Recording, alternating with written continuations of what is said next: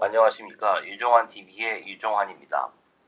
어, 바로 제가 이제 계리적 검증 과정 그 영상을 만드는 사이사이에 이제 올해 4월, 5월 들어와서 이제 좀 그, 이제 제가 예전에 예상했던 그런 문제 제기, 이슈 제기 이런 것들이 이제 뭐 보험 쪽만 하시는 게 아니고 이제 경제 관련된 그런 전체 기사를 다루는 일부 기자님들이 이제 업계에서 많이 그 전문가들한테 들었겠죠. 그런 내용으로 해서 되게 심각한 내용들이 나와가지고 제가 두 개를 이제 정리했잖아요.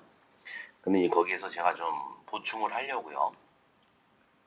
참고로 이 두 기사는 내가 기자분들한테 이메일을 써서 다 허락을 맡아서 하고 있는 겁니다. 따로 이제 만나 뵙기도 할 거고요. 근데 여기 보면은 이제 그 이투데이의 서지현 기자님께서 이제 아마 금감원 쪽이나 이런 데서 그 자료를 받은 것 같은데 여기 이제 작년이라고 했으니까 아마 이제 그 트랜지션을 해가지고 뭐 수정 소구법을 했던 뭐 몇 년 기간으로 했던 그 트랜지션을 통해서 이제 CSM 작년에 나온 게 작년 말일 것 같은데 하여튼 이때는 뭐 손해보험 쪽이 생보에 비해서 이제 크죠.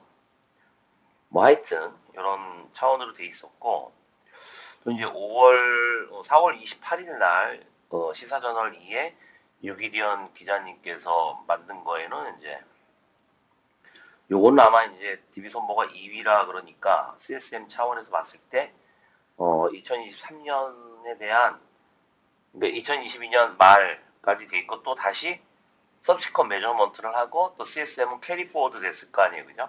그렇게 했을 때라고 이해를 한다 그러면 그때는 이제 2위다. 근데 하여튼 제가 그 전에 동영상에서 이에 관한 것들을 이제 그 기사 자체를 제가 해설을 했는데 이게 지금 좀 계속 커지고 있는 것 같아요. 뭐 풍문으로는 이제 실제 여기에서 금융당국, 금감원에서 뭐 좀 그 CSM의 어떤 규모를 회사 간에 좀 비교 가능한 수치로 뭔가 다른 거를 산출해야 되는 거 아니냐라고 하는 문제 제기와 또 하나는 이제 그 손해율력이 손해율이라는 특히 이제 실손보험 손해보험이 이제 장기보험이겠죠.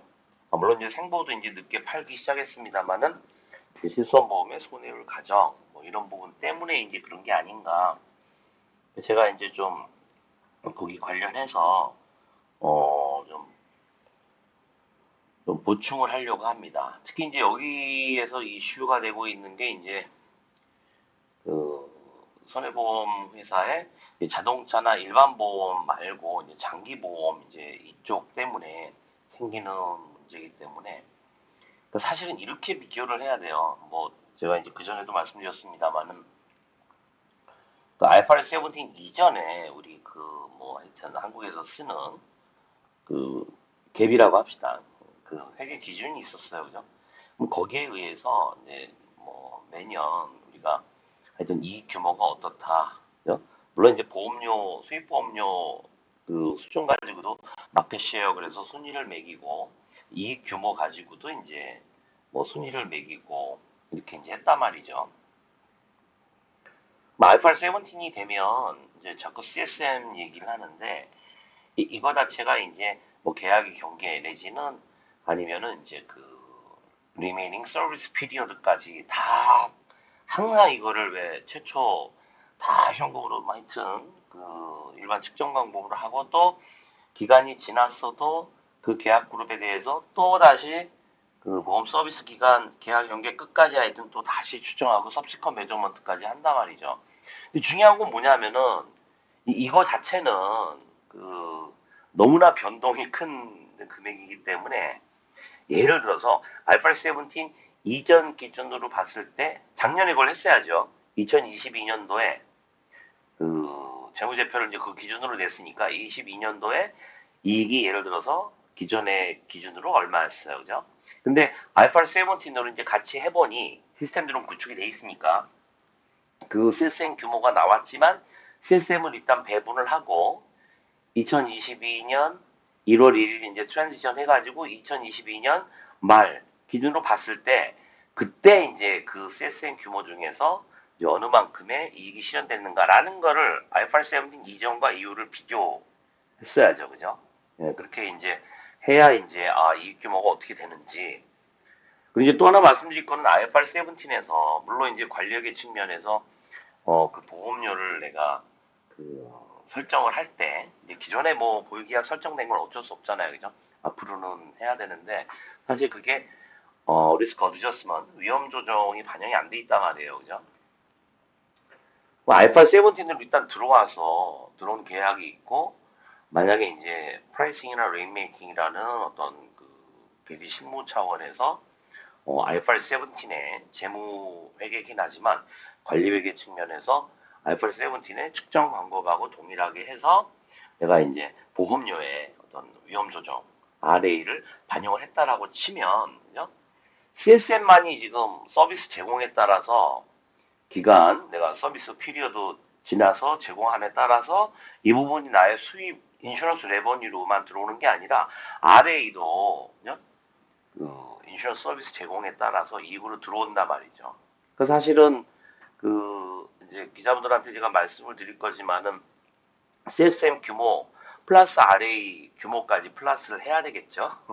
물론 이제 두 개가 뭐 엉뚱하게 크게 뭐 역전이 되거나 막 이렇게 숫자가 이제 좀 비합리적으로 나오진 않겠지만 근데 어쨌든 이 규모로 봤을 때는 제가 이제 다른 유튜브 동영상에서 이제 유럽의 그 이제 이펙트 어널리시스에서 봤을 때뭐 4년 기간으로 보면 이 계약 연계가 4년이라고 치면 서비스까지 해서 인슈런스 서비스 피리어드까지 해서 전체 어떤 그 같은 어떤 가정하에서 이익 규모는 4년 동안 동일한데 IFRS 17 이전에는 처음에 많이 이익이 나고 나중에 적게 나는 형태였는데 IFRS 17이 되니까 4년 골고루 그죠? 그렇게 이제 그 이익 규모가 동일하더라. 이런 것들은 이제 기억을 하셔야 돼요. 근데 기존에 비해서 기존은 과하고 사실 뭐 비교할 게 없잖아요. 그죠? 뭐 기존의 IFRS 17 이전 기준으로 봤을 때 갑자기 이제 확 증가한 거죠. 그러면서 이제 기존에 우리가 IFRS 17 이전 기준으로 봤을 때의 어떤 뭐 회사의 어떤 순위라 그럴까? 이런 부분들이 이제 혼란이 생긴 거예요. 근데 오늘 이제 말씀드릴 게 뭐냐면 제가 강조드리고 싶은 게 과연 기자분들 생각처럼 특히 이제 그 장기 보험의 의료 실손 이제 생보도 이제 뒤늦게 팔기 시작했는데 이거는 실손이기 때문에 예전처럼 뭐 이제 그 보험금이 정해져 있고 이런 게 아니라 말이죠. 그냥 인슈어드 어마운트 딱 캡, 그러니까 최대 금액만 정해놓고 그 안에서 이제 손해 난 것만큼 줘요. 그러니까 아마 이제 계약 건별로 뭔가 측정 과정을 해놓고 뭐 거기에 샥을 줘가지고 이제 RA를 추정하고 했을 텐데 그때 이거는 이제 그 딱 뭐 예를 들어서 뭐그 사망률, 생존율, 질병률, 암 발생률 이렇게 하나의 그 프리퀀시 빈도라는 차원만이 아니라 이거는 심도까지 있잖아요, 그죠? 그게 이제 실손이니까 그런 상태에서 이제 그 흔히 많이 쓰는 손해율 가정치를 했는데 그걸 낮게 잡았다. 그걸 낮게 너무 자기네 마음대로 자꾸 잡아보니까 그 미래의 CSM 규모가 훨씬 커졌고 사실 기존에 비해서 이익이 많이 증가했다. 뭐 이런 식으로 좀 얘기되고 있는 것 같아요. 그런데 뭐 이미 3, 4년 전에 제가 이제 계시사회에서 이제 물론 모든 회사가 온 건 아니지만 이제 큰 회사들 중심으로 이제 손보 생보 모여서 어떤 뭐 디스커션을 하고 ISB에서 그 기준서 발표하고 나서 2018년 말 그때는 이제 하겠다라고 한 거고 19년 그다음에 이제 2020년까지 해서 한 1년 반 동안 이제 TRG 그래서 Transition Resources Group 해가지고 그 회의를 했어요. 런던의 그 ISB 본부에 모여서 그때 이제 이제 기준서가 발간됐는데 그거를 임플리멘테이션 하는 그 과정에서 각 나라마다 이제 TRG가 있어서 그 대표들이 왔어요. 심지어 그 일본이나 미국은 이제 안 왔습니다만은 아이팔 17을 채택하지 않는 중국 따로, 홍콩 따로 뭐 이런 식으로 왔어요. 물론 이제 그거를 그, 그 채택하는 유럽 나라들은 거의 다 왔고 구성을 보니까 뭐 어디는 좀 액츄얼 백그라운드 있는 사람이 온 것 같고 뭐 어떤 데는 이제 액츄얼 백그라운드라기보다는 이제 좀 어카운팅 관련된 이런 분들이 온 것 같고 저는 이제 그 비디오를 다 이제 봤으니까 녹화된 거를. 근데 어쨌든 그 과정에 한국은 이제 삼성생명에서 이제 회계 기준원 있던 분을 뽑아가지고 보내서 그게 이제 진행이 되면서 논의를 했었는데 그때 이미 이제 이거에 대해서 제가 지적을 한 적이 있어요. 그러니까 계약의 경기 얘기인데 손해보험회사의 장기보험처럼 예를 들어서 뭐 주담보가 뭐 상해 사망, 뭐 질병 사망 뭐 이렇게 해놓고 그 다음에 이제 의료 실손 담보 관련해 가지고는 1년 갱신, 뭐 3년 갱신, 막 5년 갱신 해가지고 담보가 그냥 그 결합 가능한 게 막 뭐 심하게는 몇백 개요, 그죠? 그 중에서 이제 어느 정도 소비자한테 이제 잘 소구력 있게 다가가기 위해서 여러 담보들을 이제 같이 한단 말이죠. 그러니까 주담보 하에 이제 그 소위 얘기하는 특약 담보들이 들어가는데 이것들은 주 사망 담보는 예를 들어서 뭐 90세, 뭐 100세까지인데 이 의료실손 관련된 거는 이제 뭐 이런 식으로 갱신이라 이거죠. 이런 식으로 파는 나라가 없어요. 그러니까 손해보험에서 장기보험을 파는 나라도 없고 그 다음에 또 그 안에 이렇게 아까 형식적으로 주 담보가 있고 막 특약으로 막 많게는 막 여섯 일곱 개 막 일곱 여덟 개 막 이렇게 붙이는 게 없단 말이죠. 어떻든지 간에 이제 TRG가 끝나고 이제 요거는 뭐 이제 그 기본적인 기준서에서 이렇게 이야기하고 있는데 이제 계약 경계 관련해서 제가 좀 보완해서 말씀을 드리려고요. 그러니까 이제 기준서를 보면 요 안에 이제 최초 인식 시점에서의 측정 그래서 미래 현금 흐름 추정치 해가지고 이제 컨트랙 바운더리라는 얘기가 나와요. 그러니까 그게 우리로 이제 그래서 계약의 경계 이렇게 했는데 그럼 계약의 경계 안에 우리가 측정해야 될 현금 흐름은 무엇인가. 그래서 이제 처음에 이제 그 과정에 어떤 그 여기 예를 드는 거죠. 보험회사는 보험료를 내도록 그렇게 그 강요하는 거죠. 안 그러면 계약의 효과가 없어지는 거죠. 사고 터져도 우리 담보 못 해준다. 이런 의미고. 그 다음에 이제 그 계약자의 의무는 보험료를 내야 된다라고 하는 거죠. 그거를 이제 어떤 실질적인 어브리게이션, 이거는 계약이니까. 그 계약 관계가 있어야 이제 거기에 관련된 어떤 그 기간 안에 그러니까 하나의 인슈런스 컨트랙트인데 그때 서브스탄티브한 어블리게이션이 양쪽 both party에 있어야 되는 거예요. 근데 그것이 존재하는 바운더리 계약의 바운더리가 끝난다. 언제? 이렇게 얘기하는 거죠. 언제 끝났냐? 첫 번째는 엔티티 기업이 이제 주로 뭐 보면서겠지만 실질적인 능력이 있는 거예요. 그러니까 이거를 제가 그냥 이제 풀어드리면 예를 들어서 이 어떤 특정한 계약자가 있어요. 자동차 보험 예를 들면 되겠다, 그죠? 거기에 이제 운전자와 이제 자동차 그게 어떻게 보면 인슈어도 되는 건데 이게 이제 1년짜리라고 생각을 해보세요. 계약 연계가 1년이에요. 그러면은 이 기업이 실제 practical한 어떤 ability 이게 실제적인 어떤 그 능력이라고 봐야 되겠죠.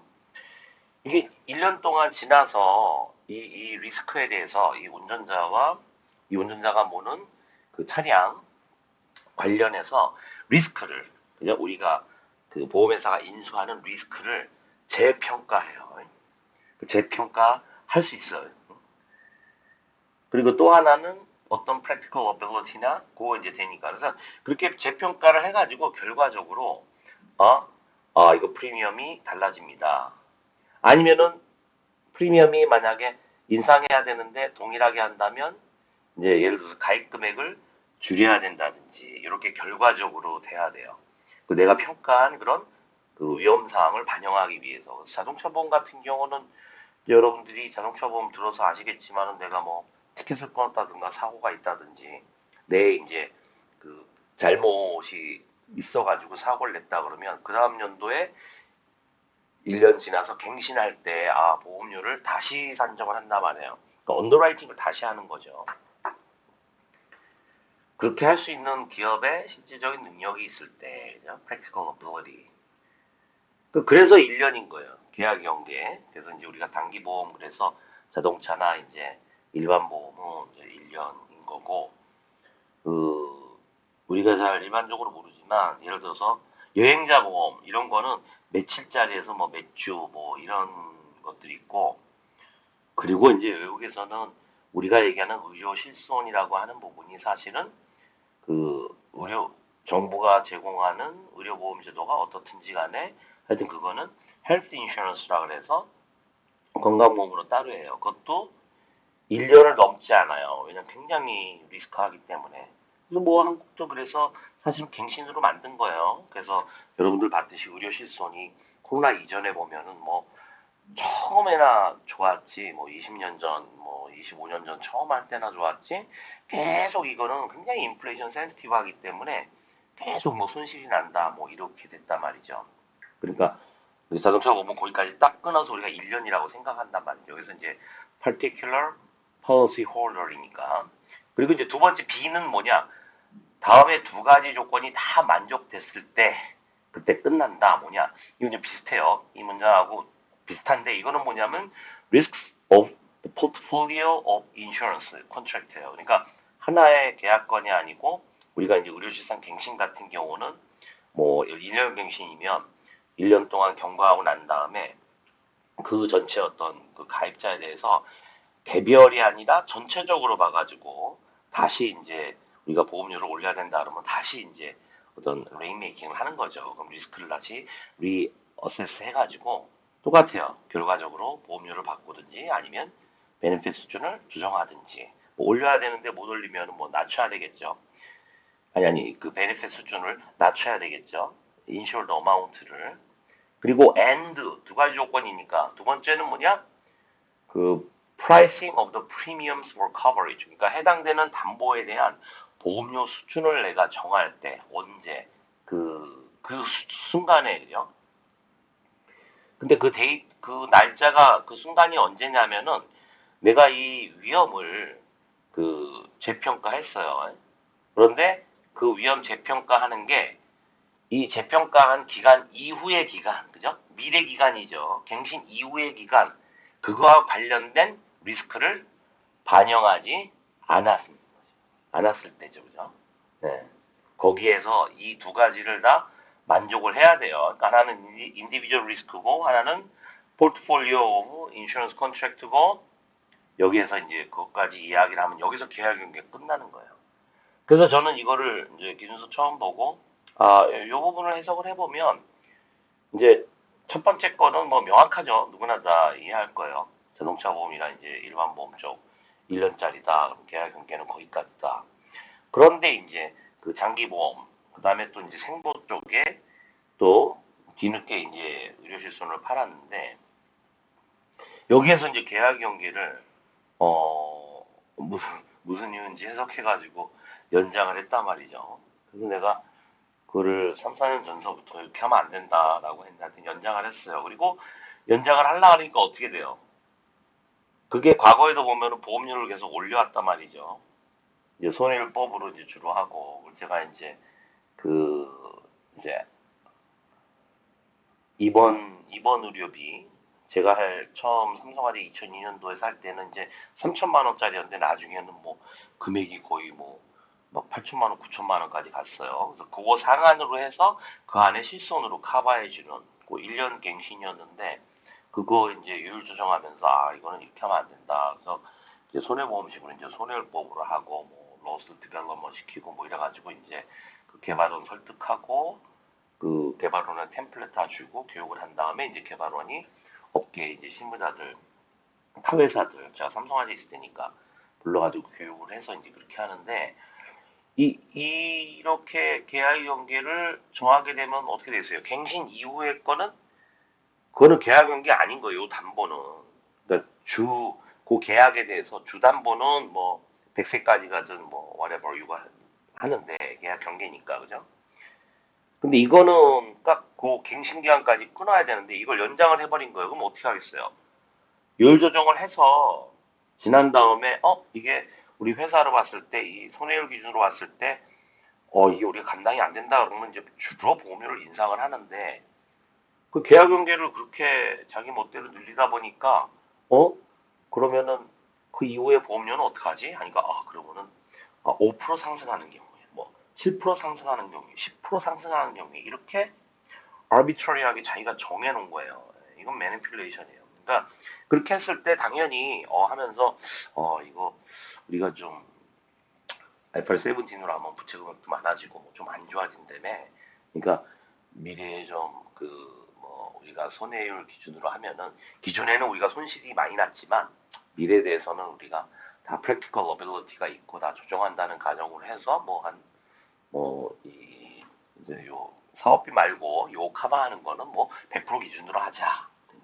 그래서 이제 기존에 어떤 그 의료 실성 관련된 담보가 손해율이 엄청 났는데 뭐 보험료는 뭐 그렇게 크진 않지만 이 IFRS 17으로 막 계약 경계를 늘려가지고 막 저거 할 때는 그냥 엄청나게 좋죠. 막 그렇게 해놓으니까는 이게 뻥 튀겨진 거예요.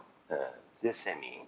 근데 제가 알기로는 한국의 외국 회사 하나가 계약 연계를 이제 뭐 갱신 담보가 많지는 않은데 어쨌든지 간에 거기까지 끊었다라고 얘기를 들었어요. 그래가지고 오히려 이제 컨설팅 하는 사람들 사이에서는 쟤네 왜 저러지? 혼자서 그러니까 다른 회사들은 이제 정신 승리에 이제 도취해가지고 우리 다 똑같이 했으니까 누가 뭘 할 거야 이러고 있는데 그 외국 회사는 이제 제대로 해석을 해서 근데 이런 식으로 기준서에 대한 어떤 컴플라이언스 이슈가 많을 거예요. 게다가 이 부분 때문에 이제 CSM이 엄청나게 오버 에스티메이션이 된 거죠. 그러니까 이유를 손해율 자체를 뭐 예를 들어서 낮게 써서라고 했다는 의미는 사실은 보험료를 미래 계약의 경계까지 넘어서 갱신 기간 넘어가지고 손해율을 낮게 했다라는 얘기는 뭐예요? 보험료를 굉장히 킥인 거죠. 근데 여기서는 분명히 얘기하는 게 보험료를 조정하거나 아니면은 보험료가 그대로 있으면 뭐 예를 들어서 올려야 되는데 그렇게 되면은 3천만 원 한도를 2천만 원으로 낮춘다든지 이렇게 할 수 있을 때 거기까지가 계약인 게 끝이라는 얘기예요. 그러니까 이거를 간접적으로 해석을 하면 IFRS 17 메저먼트에서는 내가 계약 연계라 하면 보험료가 컨스턴트란 얘기예요. 바뀌면 안 되는 거예요. 리스크를 재평가해서 그 기간까지는 이렇게 되니까는 이거를 내가 인상해야지 어때야지라는 순간까지 끝나는 거예요. 그리고 이제 요 문장에서 얘기하는 거는 아니 내가 지금 여기 그 리스크를 다시 리어세스해서 뭔가 이제 그 보험료를 결정을 하는데 그게 갱신 기간을 넘어서 관련된 그 부분에 리스크를 관련된 거를 감안하지 않았을 때까지다라고 하는 거예요. 왜 이러냐면 아니 지금 이게 굉장히 투명해야 되는데 이 자기의 어떤 substantive obligation이 있는 요 기간을 지나가지고 자기 마음대로 보험료를 막 올리잖아요. 이거는 manipulation, manipulation 이거에 직접적으로 관련되는 거란 말이죠. 이거를 제가 몇 년 전서부터 균소 나오자마자 계속 교육할 때도 얘기하고 뭐도 하고 하는데 현실에서는 계속 이걸 튀겨놓고 기간을 쭉 주 담보 뭐 90세 100세까지 해놓으니 이게 1년 갱신 뭐 3년 갱신 5년 갱신 된 것들이 이렇게 튀겨지니 이 CSM 이 미래에 이제 가능한 이익이 엄청나게 불려진 거죠. 그런데 과거 데이터를 보면 코비드 19이 좀 있긴 하지만 잠깐 좋았지만 여기는 계속 이제 어떤 손실이 나고 있는데 그래서 아마 작년에 지금 정부가 들어왔을 때 인플레이션이 심하니까 어떤 업계, 보험업계 의료 실손 관련된 담보에 보험료 갱신할 때 높이지 마라 뭐 이런 얘기까지 참 우스꽝스러운 얘기가 나온 적이 있는데 어쨌든 이간에 그 자동차 보험 같은 경우도 사실 코비드-19 시작되기 전에는 거의 10여 년 동안 계속 적자였단 말이에요. 그죠? 근데 코로나 때 이제 사람들이 차를 많이 안 모니까 굉장히 손해율이 좋아졌고 또 다른 이제 최근 기사 보니까 뭐 자동차가 뭐 이제 안전장치가 많이 늘고 소위 이제 자율주행 해가지고 뭐 차선도 자동으로 하고 앞차 간격도 자동으로 하고 소위 말하면 이제 FSD 테슬라에서 얘기하는 Full Self Driving이 되니 손해율이 좋아졌다라고 하는데 이제 코로나의 어떤 영향일 수가 있어요. 그러니까 뭐 어쨌든 그런 어떤 미래라고 하는 거는 너무나 이게 우리가 예상할 수 없기 때문에 이 선진국에서는 이 의료실손이라고 하는 걸 절대로 장기를 안 팔고 자동차 보험처럼 이렇게 기간 끊는단 말이에요. 뭐 3개월짜리도 있어요, 캐나다에는. 그러니까 이제 길어봐야 1년이에요. 그래서 나이 많으신 분들은 헬스 인슈런스 못 들어요. 너무 비싸서. 왜냐하면 1년 단위로 이거는 잔식 위험보험료식으로 계산한다라고 생각하면 되기 때문에. 근데 우리는 이제 이거를 딱 일단은 위험한 건 아니까 또 갱신으로 해놨는데 이거를 쫙 연장하면서 내 마음대로 보험료를 튀겨놓은 거죠. 그리고 이제 또 하나가 그렇게 이익 수준을 보려 그러면 물론 이제 우리가 아직은 어떤 보험료 내에 아이폰 17의 메저먼트 기준으로 해서 그 위험 조정분이 그 산정이 안 돼 있다라고 할 수 있는데 어쨌든지 간에 미래에 내가 이거 예상되는 이익이니까 세생 규모로 뭐 한다. 많이 그렇게 한다 그러면 RA 위험 조정도 내가 추정을 하고 물론 이제 계속 subsequent measurement에서 또 재측정하고 차이가 나는 거는 이행현금으로 안으로 들어가서 추정 조정을 하고 CSM 반영하고 이렇게 하지만 이 RA 자체가 금액 그 자체가 바로 내가 서비스를 제공함에 따라서 그 이것도 CSM처럼 배분을 해놔야 돼요. 미래 리메이닝 서비스 기간에. 거기까지는 잘 얘기를 안 하더라고. 근데 그렇게 배분된 RA가 서비스 제공에 따라서 CSM 부분에 배분된 것도 이익으로 들어오지만 RA 내가 배분된 부분도 이익으로 들어오거든요. 그죠? 그렇게 한다 그러면 CSM 플러스 RA가 돼야지. 그죠? 굳이 한다 그러면 전체. 근데 중요한 건 두 가지 금액 자체를 일단은 미래에 예상되는 각 기간으로 배분된 금액 차원으로 봐야죠. 물론 이제 지나고 나서 뭐 경험 조정이 되고 추정 조정이 되면 내가 있던 그 expected profit 금액이 달라질지 모르지만은 CSM 전체 금액으로 비교하는 거는 허상이고 그리고 RA 또 전체 금액으로 비교하는 거는 허상이고 나보고 그 기업 가치 평가하라 그러면 저는 그거를 무시할 거란 말이죠. 중요한 건 얼마만큼 배분을 하느냐예요. 그리고 거기에 따라서 이제 어떤 시나리오를 바꿔가면서 센시티비티, 또 어널리시스를 해야죠. 그래서 어느 정도 이제 분포를 추정을 해가지고 이만큼의 위험이 있다지만 우리가 만약에 그거를 하지 않는 상태에서 지금 그냥 한다 그러면은 전체 내가 제대로 계약 연계 잡아가지고 미래 이익 계산한 부분하고 측정한 부분하고 그다음에 RA도 측정해서 배분한 거, 두 개 배분한 거 이거 자체가 합쳐져 가지고 어느 만큼의 프로핏이 날 것이다라고 예측할 수 있겠죠. 그죠? 거기서 이제 나중에 차이가 나는 게 뭐예요? 경험 조정. 실제가 그렇게 안 돌아가면 경험 조정 쪽이고, 그 다음에 이제 경험 조정이, 그러니까 실제가 워낙 다르니까 월말에 가서, 월말이 아니고 이제 보호기간 말에 가서 다시 남아있는 계약의 경계까지 재측정을 한다. 이랬을 때에는 내가 가정이나 어떤 파라미터를 변경한다. 이러면 그때는 또 경험 조정만이 아니라 미래에 대한 추정 조정이 변동되면서 이 부분이 만약에 unfavorable 하면, adverse 하면 우리의 CSM까지 다 갉아먹는다 이거죠. 물론 이제 RA는 더 증가할 수가 있어요. 그렇지만 또 이후 기간에는 또 그 부분도 이익으로 전환되니까.